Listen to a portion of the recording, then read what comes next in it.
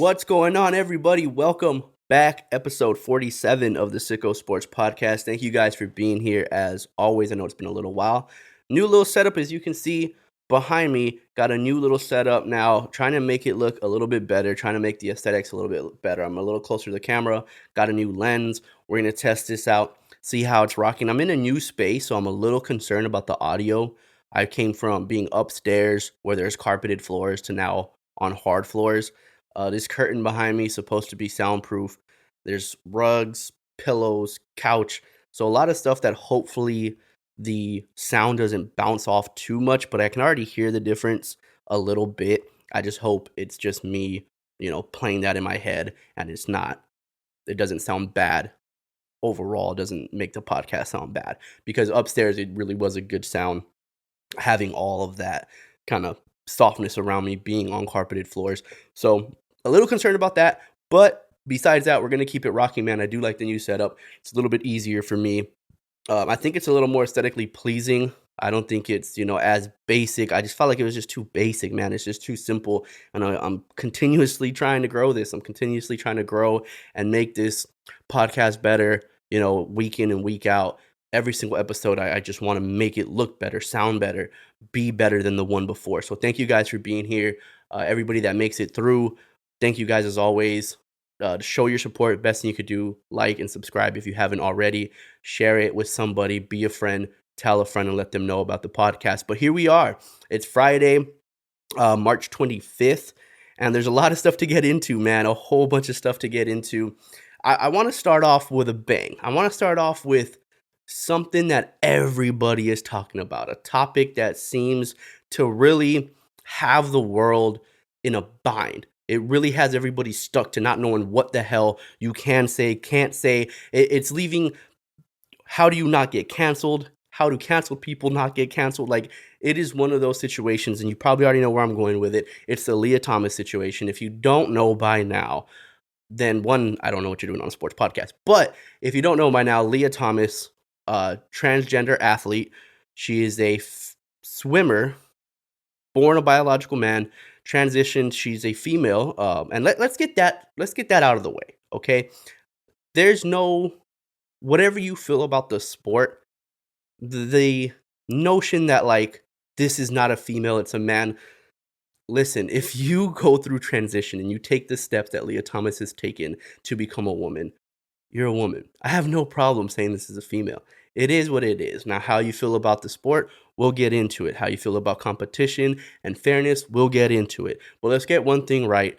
That's not a man. You will not hear me referring to Lia Thomas as her male name or saying that's a man or a man, male this and he this. Wants to be a female, took all the proper steps to become a female. Who the hell am I to tell somebody they are this or aren't that? It is what it is. But let's jump into it. This is such a weird, tricky situation. It's so messed up because it's one of those where you almost can't have an opinion. Because no matter how you feel, whether you're pro Lia Thomas and you're supportive of her and her commitment to swimming and her being able to have the same opportunities as anybody else and be an athlete, if you're supportive of her for that, then it's almost like you're anti-feminism, you're anti-feminist, and you're anti-fairness within female athletics, right? But if you're not even anti-Lia Thomas, if you're just pro the other women, if you're pro-fairness in female sports, if you're pro-fairness for the other girls competing, if you're supportive of them, then you're almost anti-transgender. So you're almost stuck in this bind where it's like, as long as you have an opinion, no matter how careful, no matter how meticulous you are about not offending anybody or trying to be supportive of everybody, you're going to be either anti-feminist or you're going to be anti-trans. So I've made my decision, ladies and gentlemen. I'm pro Lia Thomas, baby. Let's get in there and let's kick some ass.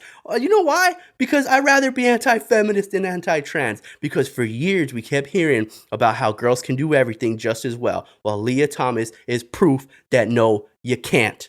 Not only are men better at every sport, but Woman of the Year, transgender. We're even better at being women than you guys. We're even better at being women. But all jokes aside, it's one of those situations where I understand both parties, right? Both sides of it, no matter how you feel, whether it's this is just not fair because you have to put yourself. I think it's nonsense if you don't put yourself in the in the shoes of these female athletes, and more so a parent or a loved one of these athletes that are competing against Lia Thomas, and they feel like she has an unfair advantage. And let's be honest, she has unfair advantages. She just does. Having that kind of bone structure and built, she's going to have some unfair advantages. And it is what it is until we can come up with some type of scenario, because either way, it's not fair. Either way, no matter how you look at it, it is all unfair, right? If you look at Lia Thomas from a standpoint of, oh, she shouldn't be able to compete, well, then you're telling a human being that they can't play sports as long as they're transgender. You're telling them they can't play sports. And are we going to hold back females that transition to male? Are we going to hold them back from competing with males? Or if they start getting beat up or getting hurt or losing by a lot, are we going to be like, well, that's what they signed up for? Or are we going to say that they have an unfair disadvantage? You see when I say that no matter what, you're kind of screwed? This is what I mean. No matter what, you're kind of screwed. And, I brought up this article here from Fox. Of course, Fox News is always, you always have to be a little suspicious of what their agendas are. But women's advocacy group silent on transgender swimmer Lia Thomas domination NCAA championships. Obviously, women's advocacy groups, again, the reason why these groups are silent is because they're in the same situation as I am. And let's be honest, some of the people that are the loudest, the advocates for the LGBTQ community are women, are females. Now, check this out. This is a scenario that I had in my head where I'm like, how ironic would this be? How ironic would it be? Let's say you're a gay man, right? And you see this, whatever, and you feel very strongly that Lia Thomas should not be competing against these women, and you feel like it's unfair, okay? Now, imagine if you voice that opinion, and now a straight female tells you that you're anti-LGBTQ. A straight female telling a gay man that he's anti-LGBTQ because he doesn't feel that Lia Thomas should be competing against these women. It leaves you in this dilemma where it's like, no matter what, you're wrong. And this is what this world is coming to. This is a sports podcast, all right? Let me not get into it too much. But this is what this world's coming to, where you see situations where you're like, hey, man, eventually, if we want people to be wrong so much, if we just hate seeing a different opinion, hearing a different opinion, or viewing things from different angles of the world, if we continue to just point the finger and say, you're wrong, you're wrong, you're wrong, this is what it's going to lead to. Not that the situation at hand is bad, but the fact that everybody's wrong. The only people that are right are the people that shut up and say nothing. That's it. And even then, you can make the argument that, well, if you shut up and say nothing, then you're pretty much pro Lia Thomas. Right? So no matter what, you're wrong. No matter what. You're either anti-feminism, anti-fairness in female competition, or you're anti-trans. No matter what. So everybody's screwed. So that's why Lia Thomas is my hero. Let's go, Lia. Crush those girls. I can't wait till Dwayne Wade's daughter ends up averaging 65 and 30 in the fucking WNBA. Let's get it, baby. Men are here to dominate. Always. But in all seriousness, it is one of those situations where, we have to just look at Lia Thomas, and I don't know what the answer is. I think that's the hard part, right? Is there's literally no answer to anything. No matter what, there's no solution. Nobody can come up with a solution where you go, oh, well, that's fair. We can all pretty much agree on this. They changed it from 2 years. So the NCAA had you had to be transitioned for 2 years, right? You've had gone through the process for at least 2 years in order to compete, which Lia Thomas has done. Now, she's done nothing wrong. Let's put that first. People bashing Lia Thomas, man, hey, she's done nothing wrong. She's not a criminal. She's not cheating. She's not doing anything wrong. If you feel like she has an unfair advantage, that's one thing, but she's not doing anything wrong. And for her to be getting, that's the one thing I am, right? I said I don't want to be anti-feminist. I said I don't want to be anti-trans. One thing I will always be is anti-bully. So when I see all the memes and shit talking and hatred, pure hatred for her, That's where I draw the line. Hey, man, if we feel like she shouldn't compete, that's one thing. But to say now it's not far enough, we want you to hate yourself. We want you to hate everything about yourself, and we want you to hate what you're doing. We want you to feel guilty, to feel bad. No, man, she's not doing anything wrong. She's not. Let's put that into perspective. She's probably a really good person. I don't know her. She's probably a really good person. And when I see somebody like this, man, I can't help but think, if we're going to put ourselves in the shoes, if we're going to put ourselves in the situation of the other female athletes and the parents of those female athletes, then we have to put ourselves in the shoes of Lia Thomas and the parents of Lia Thomas. How would you feel if this is your child? How would you feel? Will you tell them to stop swimming? Will you tell them to give up on their dreams? Will you tell them to stop competing, the thing that they love to do, simply because they don't really have a place, they don't really fit in?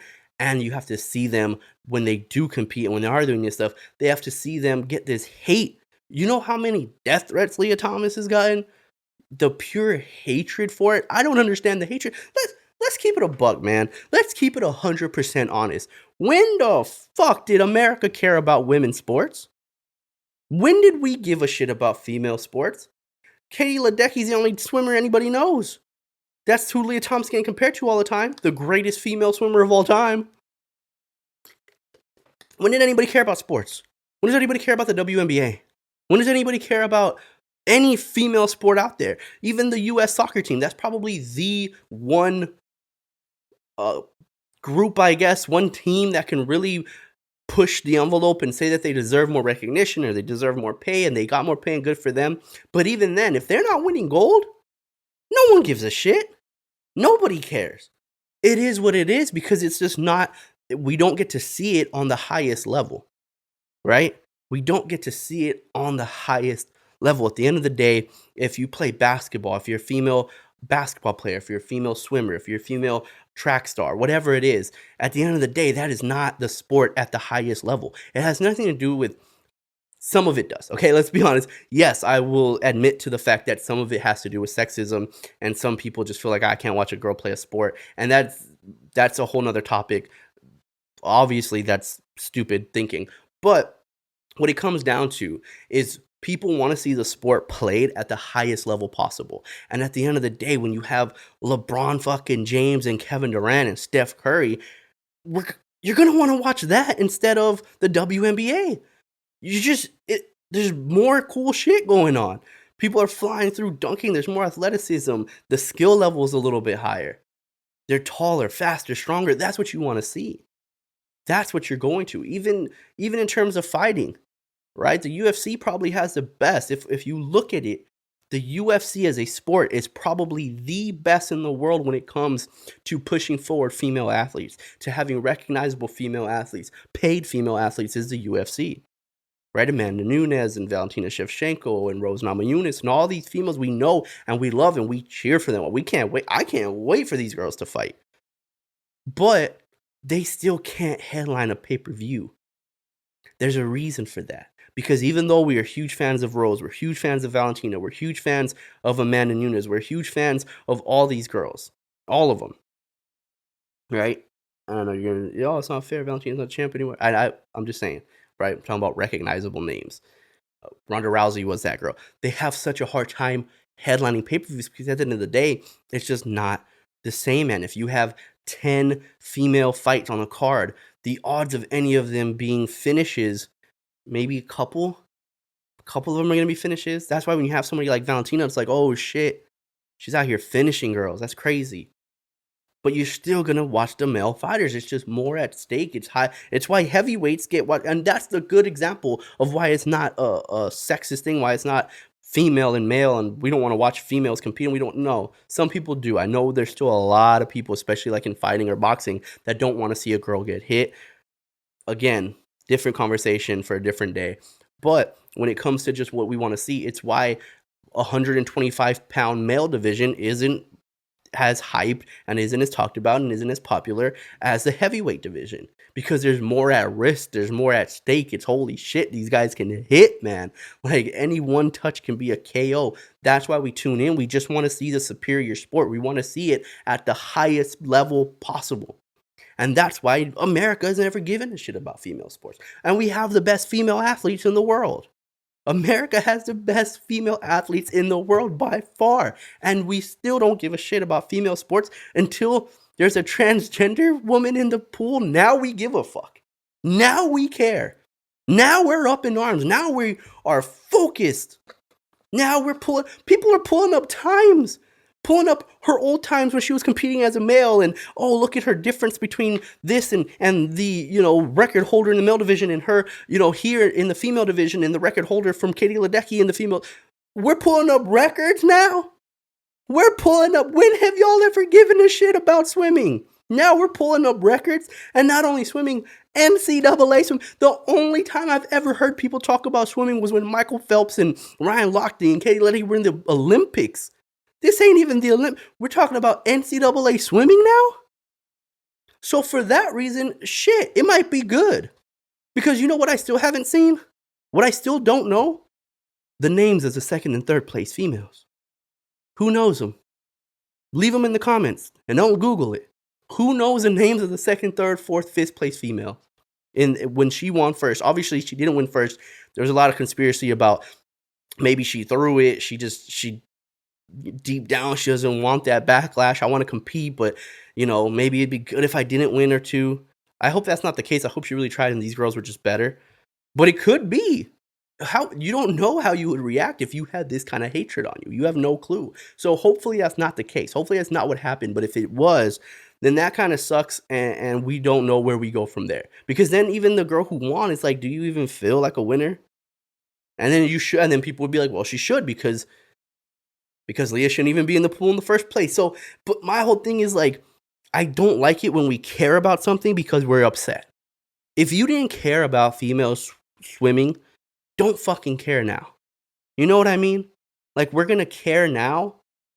Give their support. How about we turn this into a good thing and say, hey, you know what? If Lia Thomas is going to compete and she's going to swim and we feel like it's unfair, okay, we're not going to stand in her way. We're not going to bully her. We're not going to make her feel any type of way. We're going to just push forward. We're going to let her do her thing. But what we're going to do is we're going to support the hell out of the other female athletes as well. We're going to finally give them recognition that they never fucking got before. We're going to actually state their names in the competitions. We're going to put them in commercials. We're going to use their name, image, and likeness. We're going to give them NIL deals and get them paid and give them the recognition. We're going to use Lia Thomas's popularity now, whether it's because of hatred or not. We're going to use her popularity and help these other female athletes, especially in the sport of swimming. That's the fucking answer. That's the only answer I got because I have no clue what to do about Lia Thomas. I know they're switching now. I was saying before that you had to go 2 years with transition. They're saying that they're going to push it to 5, that you need 5 years. But what 15-year-old is doing these, Now you're saying you have to be 14, 15 years old you have to start transitioning at 14 and 15 years old. That's a fucking dangerous game to play, man. That's a danger. You can't. Now you're telling minors, hey, if you want to compete at a college level and you're thinking about transition, you have to do it at 14 years old. That's a scary fucking decision. That's a scary, scary process to make. So I don't know the answer. There's no answer. There's no solution. There's just, hey, don't hate Lia Thomas. Please don't hate her. She's not doing anything wrong. If it's unfairness that you are asking, if you are just simply asking for fairness, which is what sports is supposed to be, fair. That's why even though, someone like Lance Armstrong had cancer and was racing and winning, we don't give a shit. We still put asterisk next to his name because of the steroids. Dude had cancer. No, don't care. You had an unfair advantage with the steroids. Fuck out of here. Barry Bonds, fucking greatest baseball player ever. Nope. You took steroids, man. You had an unfair advantage. And that's what sports is supposed to be, is we want to see people all on the same playing field, man. Your advantages have to be something that you're just born with. Did you hear what I said? Your advantages have to be something that you're just born with. And now here we are, upset at Lia Thomas. So I'm not pro, I'm not anti, I'm not pro anything. I am anti-bully. and I'm pro recognition for the rest of these females. So if the rest of these girls feel like they're at a disadvantage, if they feel like these things are happening, then do your part in supporting them, because you still have no clue what their names are, who they are, what their times are. All you know is Lia Thomas, and you're using them as a reason to hate. Don't use them as a reason to hate. Push them forward. Recognize them. And until then, man, like I said, Lia Thomas, who the hell knows? There's nothing. There's literally no answer to it at all. What else we got? Deshaun Watson, from one situation to another, highly talked about situation. Deshaun Watson, big time trade. The NFL offseason has been absolutely wild. Names that you wouldn't even imagine, but Deshaun Watson is one that we all knew from the very beginning. Deshaun Watson was going to be out of Houston. It was all just pending his cases, what was going on in the legal system. He ends up not being indicted on any criminal charges, so he's not going to face any criminal charges at all. He's good to go. He basically is not a criminal. Now, what we know what Deshaun Watson was doing, what we don't know Deshaun Watson was doing, I don't know, man. The whole thing's way too tricky, and I know a lot of people are going to say, hey, if there's 22 women saying something, there has to be some truth to it, and I'm sure there is. Listen, if you told me Deshaun Watson, an NFL, a 24, 23, 25-year-old NFL quarterback, was out here getting massages with some happy endings and hooking up with these masseuses, I'm gonna believe you. Yeah, I would assume so. Oh, well, he had a girlfriend, a fiance. Why would that be so surprising? Now, is that illegal? Is that against the law? No. Now, what they're claiming is that it was done without their permission. It was done, a lot of it was being forcefully done. And again, we're never going to know the truth to that.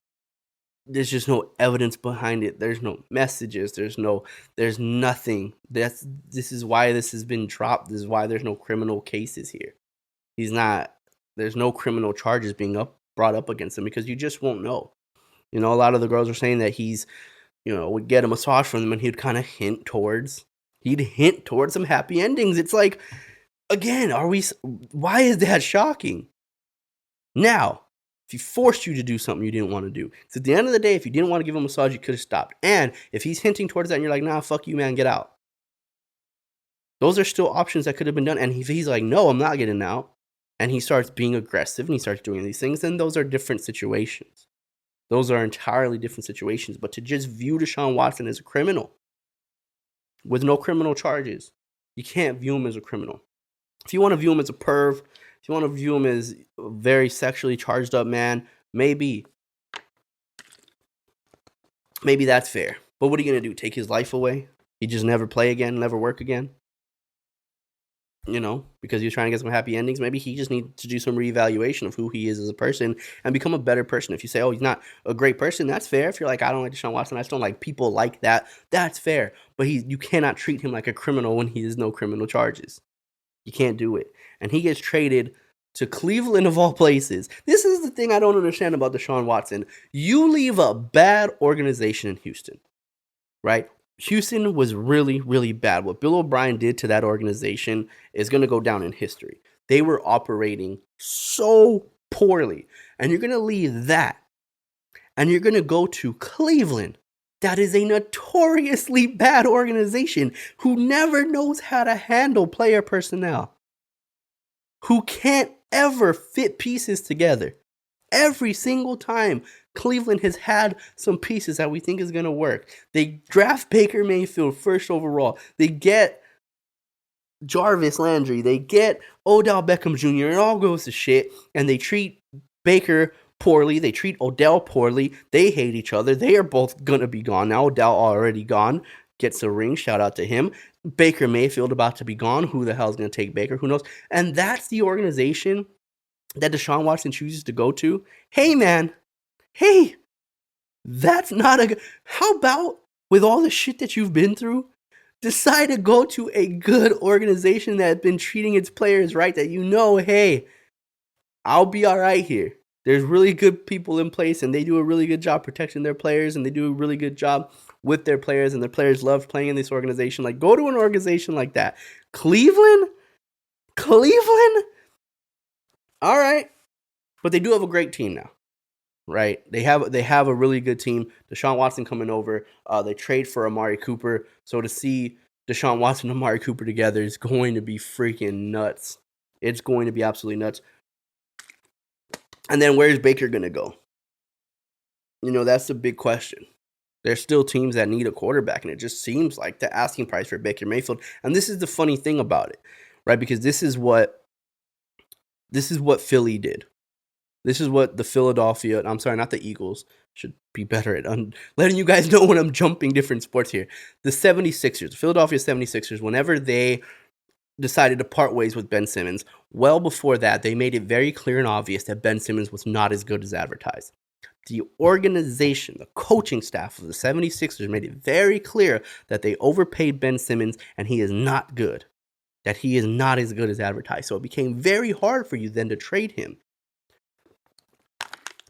Ultimately, they got lucky that James Harden wanted out of Brooklyn and things just wasn't working out, so they just made a trade there, but they still had to give up. They still had to give up more, a lot more than they probably would have wanted to. Why? Because you made it very clear that Ben Simmons, you lowered his trade market. The organization did when they blamed him, and the Browns did the same thing. They did the exact same thing to Baker Mayfield. They lowered his trade market. They lowered his value because they blamed it on him.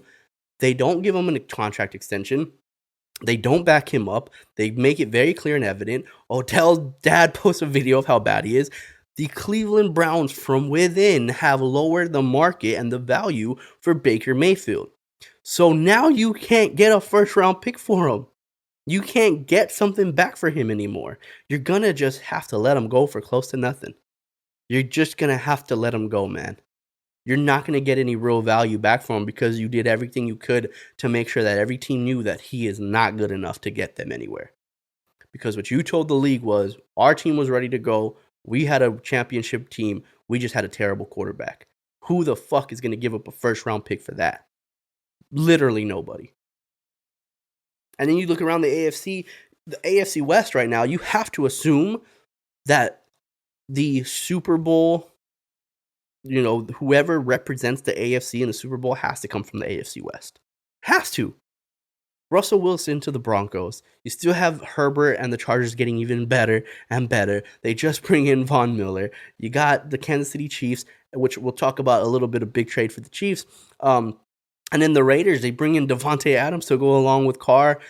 These teams, all of a sudden, you have to assume that whoever comes out of the AFC West, whoever can handle that kind of war of attrition, they're going to get to a Super Bowl. We see it every single time. It's what happened with the NFC West last year. Right? Last year it was the Niners, it was the Rams, the Niners, and the Cardinals. And everybody kind of knew, hey man, this is the best division in the NFC. So whoever wins this, whoever comes out on top is probably going to be representing the Super Bowl. Because every game is a damn playoff game almost.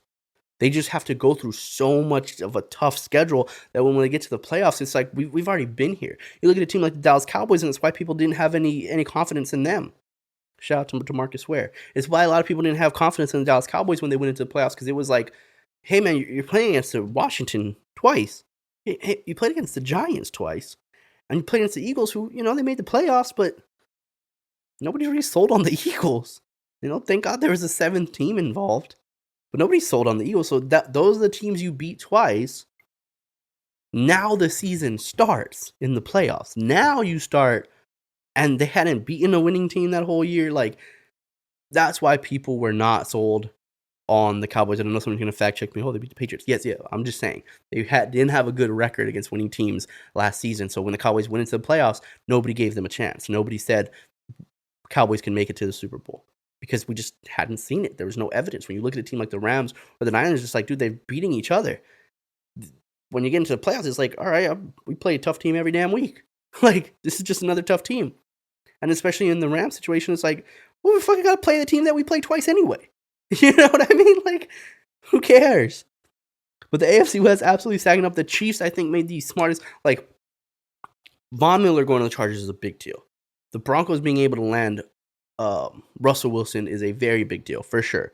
But I really think the Chiefs made the best deal of the offseason. And it might not be right now, and it might be this second, but trading Tyreek Hill and getting 5 draft picks coming back. 5 draft picks coming back for Tyreek Hill.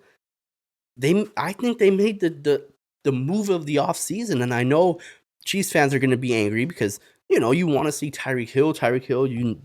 How many big plays has Tyreek made with Patrick Mahomes, and you don't want to see him gone, and you want to see him doing all these things. But at the end of the day, you know, you have to be excited about what you're able to get back for Tyreek Hill, and it's going to set you up for the future. So the Chiefs right now, they're looking at this arms race that's going on within the division, and they're like, hey, we could, you know, keep Tyreek. We could go out and try to make some crazy moves, some big splashes. We could do that, or we can just add really good pieces to our team, trade Tyreek, get back a haul of draft picks, and build for the future. So, hey, man, we're going to compete with you. We're going to try to compete with you. Let's not be mistaken. We still have Patrick Mahomes. We still have Kelsey. We picked up Juju Smith-Schuster. We still got some dudes out here. We still a good team.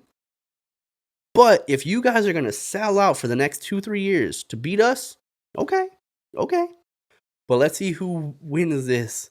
Let's see who's a better team longevity-wise. We still have to make sure, hey, Patrick Mahomes isn't here for 2 years. He's here for a long time, and we need to make sure that we continuously add the youth, we continuously are able to bring in good pieces, and we continuously have a flexible salary cap where we can continuously give Patrick Mahomes an opportunity to win. Give him a legitimate chance to win year in and year out, and that's what they're doing. So go ahead and have your fun now. But just know when the fucking dust settles, we're still going to be here. We're still going to be moving. I think it's a great move, the Kansas City Chiefs. I think especially if they hit. Now, if they go out there and draft some busts, then you lost the trade. But the odds are they're going to draft at least a couple good players off of those picks, you know? And if they do so, and they're young, and they're on rookie contracts, then all of a sudden, here we are. All of a sudden, it's going to be the team that, you know, has the longevity. It's going to be a team that for 10-year span is going to be like, damn, they've been really good. They've been in the playoffs every year for the last decade. That's what the Chiefs are setting up. So kudos to the Chiefs, and it makes me and other Dallas Cowboys fans upset because Tyreek Hill gets 5 draft picks back, or Amari Cooper, we get back a can of fucking tuna fish basically for Amari Cooper. So it really, really sucks to see Tyreek Hill go for that worth, where Amari Cooper, we trade him away basically just to clear up salary cap that we're not using apparently. I don't know what the Dallas Cowboys are doing, but I'll warn you guys. I'm going to warn you guys right now if you're a Dallas Cowboy fan, right? Every single year, we all know the phrase. Every single sports fan knows the Dallas Cowboys' favorite phrase, and you can say it with me. This is our year. Every single year. Please, I'm begging you guys, do not say it. This is not our year. This is not our year. We lose Randy Gregory. There's no replacement there. You lose Amari Cooper. There's really no replacement there. Yes, we got James Washington. I do like him, but he's not an Amari Cooper replacement, nor is he even expected to be. We re-signed Jaron Kearse. Cool. That's the big one that I really wanted back. I really, really wanted Jaron Kearse back. We re-signed Leighton Vander Esch. We brought him back. DeMarcus Lawrence helped us out. So we got a lot of flexibility in the cap room. And listen, I heard a little conspiracy theory the other day, and I'm kind of buying into it. Like, I'm kind of looking around going, shit, is this what Jerry Jones is doing? Were they saying, hey, Jerry's going to create cap room. He's going to create enough cap space that when Mike McCarthy's contract is over and Sean Payton is available to go to a different team, they can get Sean Payton with cap flexibility so he can come in and do whatever he wants. Now, when the hell has Jerry Jones ever done that? When has Jerry Jones ever made moves in order to give control to somebody else? When? It hasn't ever happened. But if that's what we're doing, I don't give a shit if we win 2 games next year. We won't. We will win a lot more than that. But I wouldn't give a rat's ass if we didn't win, if that's the plan. If the plan is to bring, because here's the thing about Sean Payton. If you're a Dallas Cowboy fan and you have hope that Sean Payton's our head coach one day, this is the thing, right?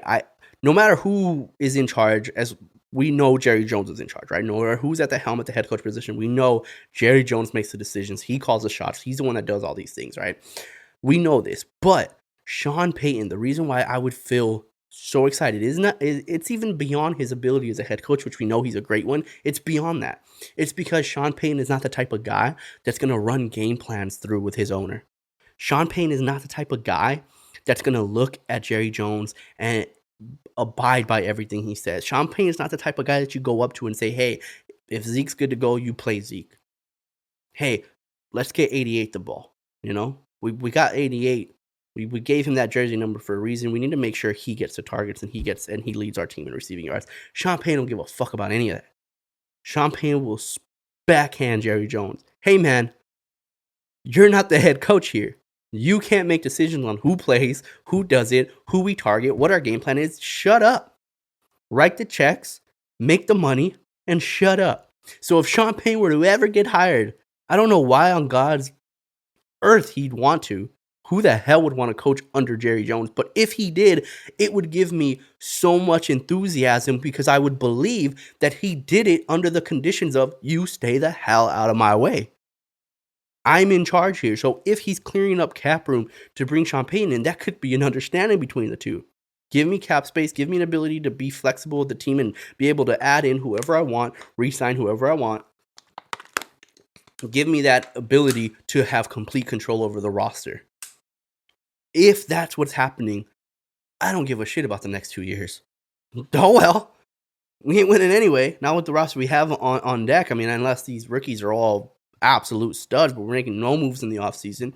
We couldn't even retain Randy Gregory. Randy Gregory's having a lot to say. Randy Gregory's had a lot to say since leaving the Dallas Cowboys. He goes to the Denver Broncos as well. Good for the Denver Broncos. They're going to have a really good that's going to be a really, really good team, especially if Russ starts cooking over there. They got to get their stadium under control. I saw that it was on fire, so I hope their stadium's good. I think the fire was it wasn't as big as it appeared to be. From some of the pictures and the first article I saw about it, it was like, oh shit, the place is burning down, and then it was like, no, there's a fire, but it's not. It's fine. It's fine. But once they get that under control, and then I saw a meme that was like, what happened at the stadium? Somebody was like, they let Russ cook. I'm just like, fuck yeah, that's perfect. But Russell Wilson being there, Randy Gregory being there, the receiving core that they have, Javonte Williams, like this is a legit team. They're going to be amazing. So shout out to Randy Gregory for going for a good team. I don't understand the Randy Gregory hate, but Randy Gregory started talking a lot of shit after he left on Twitter, going off with a bunch of fans. Let me see if I can pull some of that stuff up. But he was going off, man. He was talking all types of shit. And here's the thing with it. I didn't really care at all until he started. Because this whole time I'm like, okay, he was talking about the ownership. He was talking about stuff like that. He was saying like your owners try to blackball me and all this. Y'all opinions don't pay my bills. So that's all good, dude. For sure. I agree. Like fans' opinions don't pay your bills. Like who really cares? You know what I mean?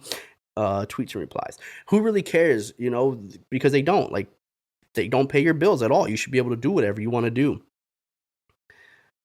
But when all I was looking at for Randy Gregory was don't start talking shit about the players.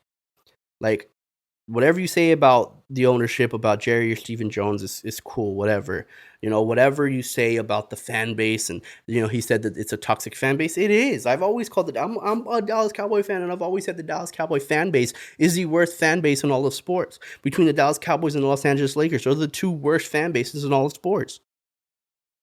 Oh, I'm sure there's some soccer fan bases that people will be like, have you seen this? I'm not, soccer's not really big here, but that's, two of the worst fan bases. So, okay. So he said, my boy, you sound upset. Somebody tweeted at him. He replies, says, nah, that's your toxic fan base that believe I owe them or their team something. I agree. Dude. Like you don't owe the fan base shit. You did what you were supposed to do. You finally got paid. You had a really good season. Congratulations to you. You were able to secure a bag. You were somebody that a lot of people thought were going to be out of the league, that couldn't stay out of trouble. And then he ended up staying out of trouble, and he ended up securing a bag. Shout out to Randy Gregory for that. And he's right. He doesn't owe anybody anything. But my whole time was just like, just don't hate on any of the players, right? Because that's a brothership. That's a bond that fans don't understand. Fans don't understand the locker room. So if he comes out and says something negative about D-Law, some about Micah, some about one of the players, or like Dan Quinn or someone like that, like a locker room, then I'm like, okay, well, fuck you then, Randy. You know what I mean? And I think he did. This one here, you're really trying to tell me the Dallas Cowboys didn't pay you while you were suspended all those seasons, where they didn't have to. And he's like, no, they didn't. LOL, no play, stupid. Your opinions will pay my bills. You finally get it. He had told somebody like he told the fan base, your opinions don't pay my bills. But I had seen something where he was talking about, everybody's talking about our defense, and our defense was the reason why we lost. But Dak Prescott had a terrible game. So I'm like, if you start doing that, then you're bogus. You know what I mean? Because you can't talk about the players. You cannot talk about the players at all. Like, that's just something you can't do. And I can't find it, so I hope it's wrong. So I hope I just saw it, and I hope it was like a parody account or something stupid, I hope it was just something dumb, and I hope it wasn't real. Because that's my one thing for Randy Gregory is like, dude, I still respect you. I still think you're a great player, and everything's good. I just need to know that you're not talking crap about the players in the locker room. Because once you do that, then you're stepping over. It's kind of like the unspoken agreement, like, hey, dude, with Odell. Odell had a beef with Baker Mayfield. He didn't think he was good. He thought he was terrible. And he had beef with the Browns organization, so he wanted out. Cool, man, it is what it is. But you never saw Odell talk about any other player. And you never saw any other player talk about Odell. It's just an unspoken thing. Hey, man, I got to get out of here. Hey, we understand. You're my boy, though. Yep. You don't think Odell still talks to a bunch of Cleveland Brown players every day? You don't think he made friends? Like, it's what happens, man. It's a business. So Randy Gregory, hey, man, especially if he's not talking negatively about any of the players, any of the coaching staff that would spend time with him in the locker room, if he's not talking shit about that, then it's all good, man. Do your thing. Get your bag. Hopefully you have a good season in Denver. Hopefully not too good of a season, because obviously I still want the Cowboys to be, a great team, unfortunately. I don't know what the fuck they're doing. But yeah, and then another headline, a really funny headline, Jorge Masvidal attacks Colby Covington. If you don't know, if you weren't aware, Colby Covington, Jorge Masvidal, former, not just teammates, roommates, almost brothers, man. They were inseparable, best friends. Best friends. No, this isn't an exaggeration. Some people always go, like, whenever the Francis Ngannou and Cyril Gane, they were trying to create this headline of, like, former teammates, former friends, and now they're going to fight. And then they both were like, no, not really. Like, we sparred. Like, we sparred together. You know what I mean? We had his old coach is my current coach. And, that's kind of it. That's where it goes. Like, we spar together. We train together. We were cordial. But, like, we weren't fucking hanging out, going for beers. And he wasn't coming over and meeting the family. Like, I don't understand what this whole thing was about. It was really weird. And then even like Gilbert Burns and Kamaru Usman, when they fought for the title, that was one situation where, they were both like, hey, yeah, we were cool. Like, we were definitely cool. We were training partners. We were in the same gym, and we were really cool with each other. I have a lot of respect for him. But again, we're not best friends, dude. He's really cool. I consider him a friend. I always considered him an ally and a friend to me. But we're not like tight like that. You know what I mean? So the thought of us fighting isn't crazy. Like, we both knew eventually we might cross paths. Like, we already knew that in the gym as we're training. We're both kind of looking at each other like, hey, man, this fight's probably going to happen one day. And Kamaru already knew, like, I'm probably going to have to move gyms because of what's going on here.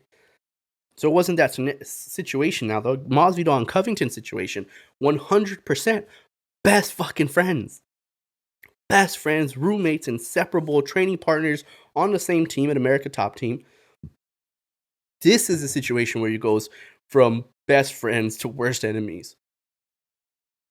And they end up fighting. Colby does what we all expected Colby to do. Dominates him, especially in the wrestling department, cardio department.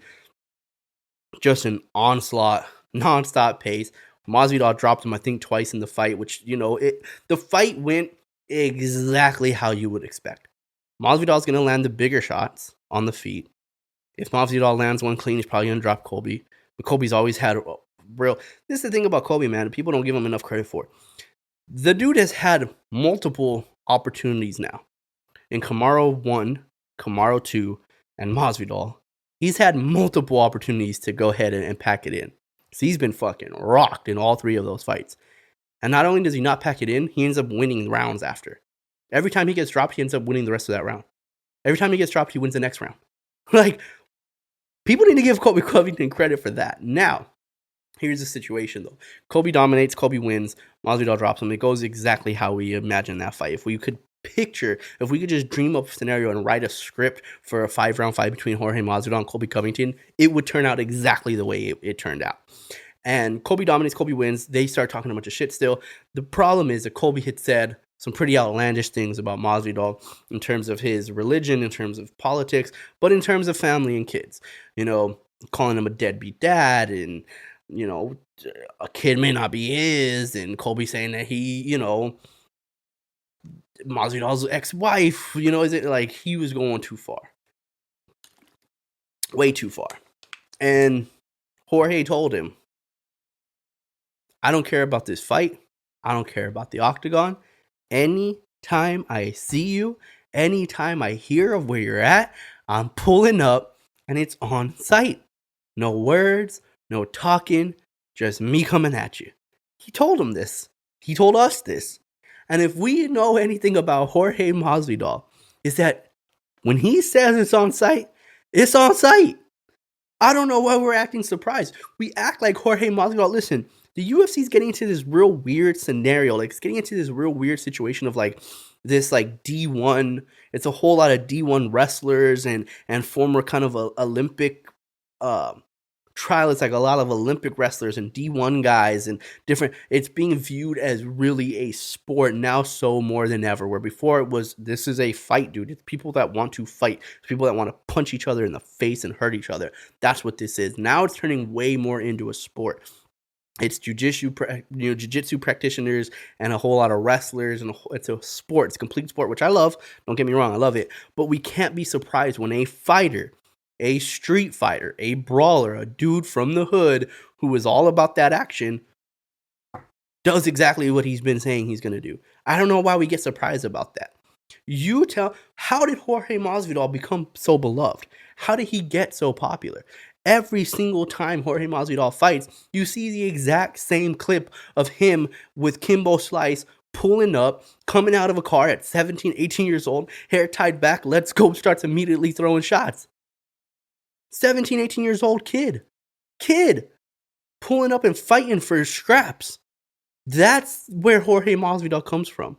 Colby Covington's never lived that life, so Colby Covington just views it as this is in WWE, I'm cutting a promo here, and this is what people don't understand. In large part, yes, Colby's wrong, and Colby shouldn't have said those things, but in large part, the UFC has some blame. If you feel like this should have just never happened, and Colby shouldn't have said those things, and Masvidal shouldn't have reacted, part of it is the UFC's fault.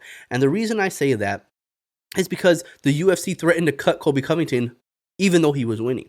What the UFC said was, whether you win or not, you're not entertaining enough. And this is my issue with the UFC lately. You have to be one or the other, man. You either have to be a sport and a competition, or you're an entertainment business. You can be entertaining and a sport, for sure. Every sport has to be entertaining, of course. But you cannot sell narratives. You cannot create storylines. That is some WWE bullshit. WWE is not a sport. They're not a fucking federation. You know what I mean? They went from, what was it, World Wrestling Federation to World Wrestling Entertainment for a reason. They need to create storylines. It's all about entertainment. No one's really hurting each other out there. It's not real hatred out there. And that's what the UFC is trying to model now. So to tell someone like Colby Covington, who hadn't lost, who was dominating his competition, hey, you're not entertaining enough, we're going to cut you. What do you expect them to do? What the hell do you expect Colby Covington to do in that situation? So now he has to double down. One thing that really stood out to me in that Colby Covington and Masvidal press conference, the pre-fight press conference, Masvidal was saying that he remembers being with Colby being on the phone with his dad, and his dad getting mad at him saying, hey, you don't have to do this. You don't have to, act this way and say these things. And him telling his dad, him getting into fights and arguments with his dad saying, you don't know shit. I have to do this. You don't understand. You don't get it. This is what I have to do. And that resonates, man. It's like, hold on. He has to do this. Not because he felt like he wouldn't ever get paid, but because the UFC told him he wouldn't get paid. And not only did the UFC tell him he wasn't going to get paid, the UFC told him, we won't even keep you on the roster unless you find a way to be more entertaining and sell some more pay-per-views or sell some more tickets somehow, bring more eyeballs. It's just not worth it to have you on the roster. You're talking to the guy who everyone would probably consider is 1B in that division. If Kamaru Usman's 1A, Colby Covington's 1B.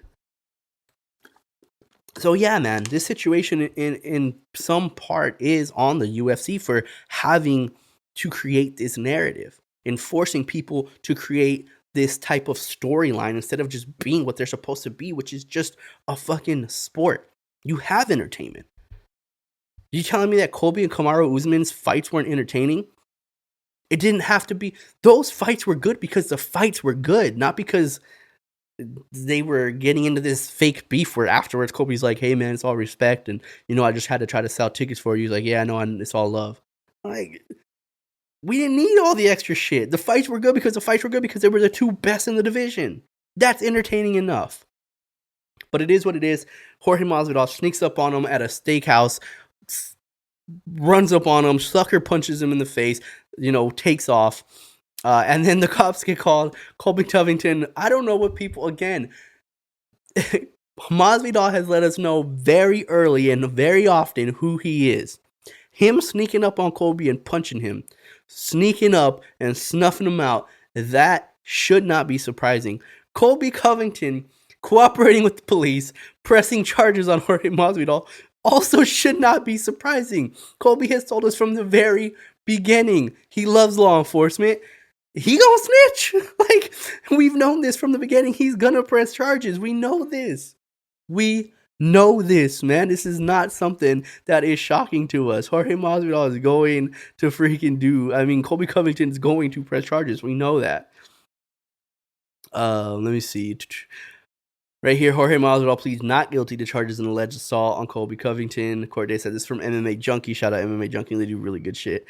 UFC star Jorge Masvidal will have his day in court next month. Miami-Dade County Clerk of the court's online record showed that Masvidal on Thursday entered a written plea of not guilty to one count each of aggravated battery resulting in great bodily harm. Colby lost a tooth. And criminal mischief. The charges stem from an alleged physical altercation with rival UFC fighter Colby Covington outside a restaurant Monday night. Masvidal is scheduled for arrangement at 9 a.m. local time on April 21st. Blah, blah, blah. Masvidal entered his plea after being arrested by Miami Beach and booked into jail Wednesday. He posted a $5,000 bond and was released the same night. Covington was not explicitly named in the police report. He tried to stay anonymous. That was the funniest thing, is the first the police report came out was anonymous. Like, anonymous person was attacked by Jorge Masvidal. We're just like, oh, anonymous. Just put your name on it, dude. Like, anonymous. Which stated the victim invoked Marcy's law to protect their information. Like, hey, Colby, we know it was you, dude. There's videos of you with the cops outside. Like, we knew it was you 5 seconds after it happened. Hey, let me stay anonymous on this, yeah? I don't want this to get out to the public. However, a cell phone video shows Masvidal being restrained while he's yelling at Covington moments after the altercation. Video also shows Covington speaking to police. Khabib had some maybe Khabib had some things. It might have been his manager, but said a lot of stuff about Colby about how, you just can't talk about someone's family, and, he got what he deserves, basically, and just saying that other fighters should boycott Colby Covington and they just shouldn't take fights with him and, basically make him change, who he is and what he's been saying. But either way, doesn't matter. It is what it is. But Jorge Masvidal sucker punches him. It's all gonna blow over. People are like, "Oh, Jorge Masvidal's gonna go to jail." He's not going to jail for a long time. Like, people are so fucking soft these days. Like, you're telling me that nobody in the history of the world has ever heard of somebody talking shit and then the other person coming up and punching them in the face? That's never happened. That's never happened in the history of the world. Or you think that person gets 10 years in prison for it? Like, Jorge Masvidal's gonna be all right. He might have to do some type of, something. He might have to pay some fees. Colby would probably get paid off of it, but it is what it is. There's a situation with Conor McGregor when he had his issues with Khabib, when he threw that dolly through the window. Michael Chiesa was one of the guys that got cut. He had a big gash, and he pressed charges. He pressed charges on Conor McGregor, and Conor actually paid him. They just settled outside of court, and he paid him. So Masvidal's going to have to pay out of pocket for this. But as far as, like, Jorge's career being over or being in jail, like, trust me, he'll be fighting again sooner than you think. Especially considering the fact that he just signed a new deal. Yeah, He'll be all right. And then last but not least, NCAA March Madness, my favorite time of the year. The first round, it's my favorite sporting event in the world. There's literally no Super Bowl, NBA playoffs, that one sport that's not really a sport, baseball is what they call it. All of that, none of those things matter, dude. Even like the World Cup, whatever, the Olympics. My favorite sporting event in the entire world is March Madness, especially day one with the big field where it's just game after game after game after game for a couple days in a row. That is my favorite sporting event. There is nothing more passionate than NCAA basketball. It's something that NCAA football is really, really missing out on, like badly. They cannot capture what NCAA basketball can capture because throughout the regular season is cool. The regular season is awesome. When you get into the conference games, it's freaking awesome. And rivalry games are fucking amazing. I mean, go back and watch that Michigan-Ohio State game. Tell me that doesn't get your blood boiling. So it's awesome. But at the end of the season, when these teams don't make the playoffs, the college football playoffs, which is 4 teams, and you got all these stud athletes all just sitting out on the college, on the bowl games, they don't even play bowl games anymore. Like, they lose out on it. In the NCAA, you see the top guys, whoever you think is going to be the first overall pick, they're playing game after game after game through the stretch, and they have to perform, and you see them blood, sweat, and tears, and you see them get knocked out of the tournament, and you see them crying. You see it's just passion, so much passion in these games. The biggest name, the biggest Cinderella story so far this season is St. Peter's. St. Peter's was 15th seed in the tournament. They beat number 2 Kentucky. Then they moved on, beat Murray State. Now they have Purdue. That game's coming up tonight, 7 o'clock p.m. I believe my time. Could be 6 o'clock my time, Central Time. I don't know if this is Eastern Time or Central Time, but it says 7:09 p.m. Could be Eastern Time. Yeah, this has to be Eastern Time because North Carolina UCLA play 8:39 my time. So 8:39 my time, North Carolina UCLA. But the other big storyline is Mike Krzyzewski and Duke. Coach K's final dance, the last dance. I love how now everything's the last dance. One documentary comes out and now everything is the last dance. Everything. Like Michael Jordan and the Bulls, the Last Dance documentary. And then after that, it's like, remember Aaron Rodgers and Devontae Adams posted the picture of the Last Dance? And then now you got Mike Krzyzewski and they posting that. Mike Krzyzewski, the Last Dance. Like, hey, man, be original. Be original. But Mike Krzyzewski, this is his last run at a championship. I thought they would fare well. I thought Texas Tech would give them a lot of problems, and they did. But they're just a really good team, man. Paulo Banchero, I mean, if he's not the number 1 overall draft pick, I love that dude. I really, really think he should be the number 1 draft pick coming out of college is Paulo Banchero. Is it Banchero or Banchero? It's fucking spelled Banchero, but they say Banchero, whatever. But I think he should be the number 1 draft pick. The way he plays is just a smooth game. He reminds me a little bit, when you watch him play, he reminds me a little bit of Carmelo. Can score in a very NBA way. Like, this is what people don't understand. You see certain guys in the NCAA, and you see them drop like 20 points. For instance, there's a guy from Gonzaga, Timmy, right? I'm not talking about Chet Holmgren. I'm talking about his counterpart, the guy that plays in the post with him. His name's Timmy. He dominates in the paint. I mean, just up and unders and just really soft touch, and he's a post player. But he's about 6'7", 6'6". When you see him play, he's averaging more points. He scored more points in each tournament game than Chet Holmgren, who people think Chet Holmgren is going to be a top 5 pick in the NBA draft. And he outscored him each tournament game. And the reason for it is because he has a really, really good skill set that matches college basketball. The reason why people aren't really high on him in the NBA level is because you're not going to be doing that to Giannis. You're not going to do that to Embiid. You're not going to do that to, Rudy Gobert. If you're trying to play in the post, those are the people you have to post up against. You're not doing that to any of them. And then defensively, hey man, you're 6'7". You can't guard them either. So you got to guard somebody else on the perimeter. And you're not quick enough. You can't stay with them. You don't have the lateral quickness and the defensive ability to play them. So that's why even though the guy that's kind of leading the team in scoring, it's just different, man. Can you score in an NBA way? Even if it's not getting you a bunch of points in college, it's just a kind of a different game. A lot more floor spacing, a lot higher tempo, a lot more shooting, a lot more perimeter play. So you have to be able to play that way. And when you look at Paulo Banchero, it's like, damn, dude, you guys the NBA, they're not going to double team him like they are. They're not going to try to focus on him the way they are in the NCAA game, and things aren't as tight. He's going to have more space and more ability to work. His game reminds me a little bit of Carmelo's, man. I really think he should be the number 1 overall pick. But Duke moves on. They beat Texas Tech. They got Arkansas next. Houston has been my freaking team. When I saw them play against UAB, I was like, holy shit, they look good. They look fast. They're physical. They get up and down the court extremely well. They switch on everything. Great help defense, and they swing the ball, and they take good shots. They don't always make them, but they take good shots.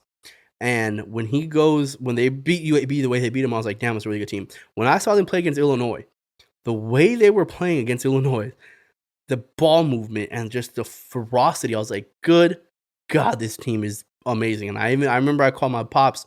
Me and my dad make the tournament every single year together.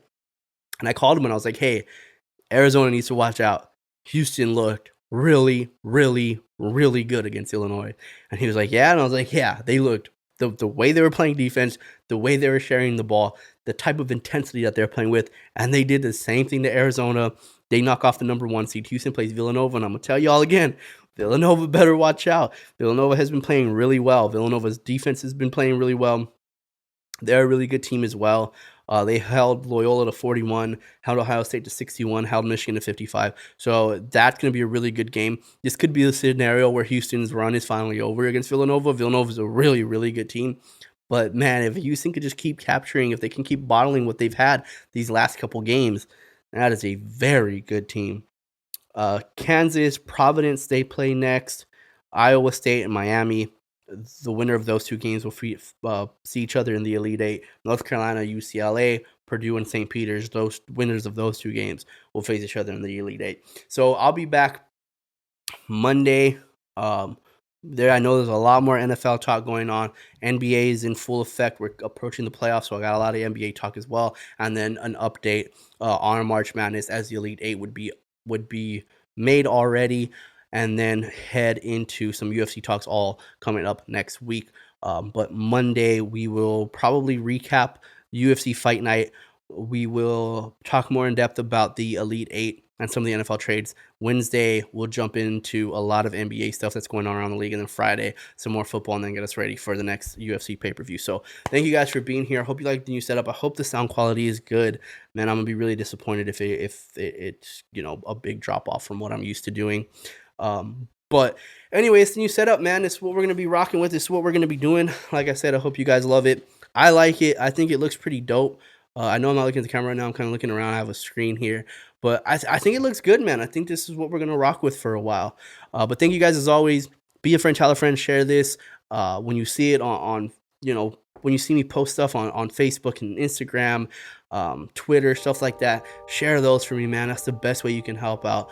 But thank you guys so much as always. Have a great weekend. I'll see you on Monday. Peace.